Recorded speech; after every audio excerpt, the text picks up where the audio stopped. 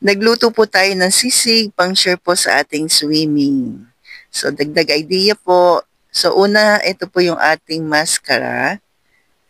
Mga lagpas 2 kilo po ito. Kulang-kulang 3 kilo.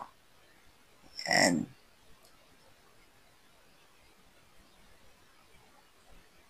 Hugasan lang po natin maigi.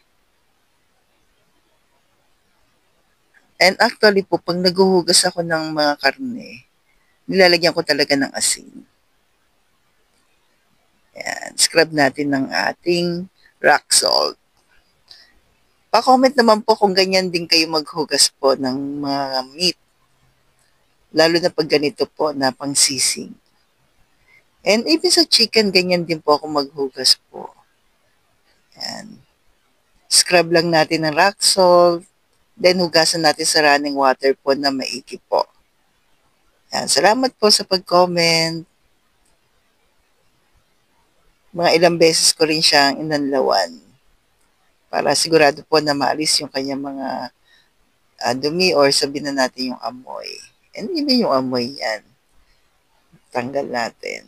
Then, ipe-pressure cooker po natin. Actually, mas okay talaga na pinakuluan lang. Nilagyan ko lang po ng pamintang buo. Medyo konti lang kasi yung oras ko talaga po. Pasensya na. Then, laurel, asin. Pero I suggest po, pakuluan nyo na lamang po. So, ito po, pinressure cooker natin.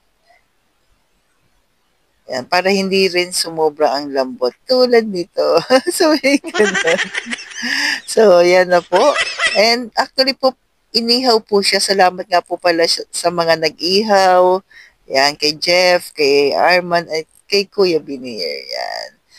So, ayan na po yung slice natin. At nilagyan natin ng bagnet na chicharon. Thank you, Joanne Francisco, sa bagnet na chicharon at sa ating mayo po.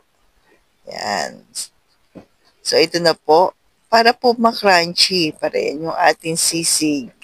At yung ating isang pirasong sibuyas, yan po, para po mas maparami. Yan. Then, yung ating QP na mayo po, not sponsored, tabi na rin natin sa ating ipon.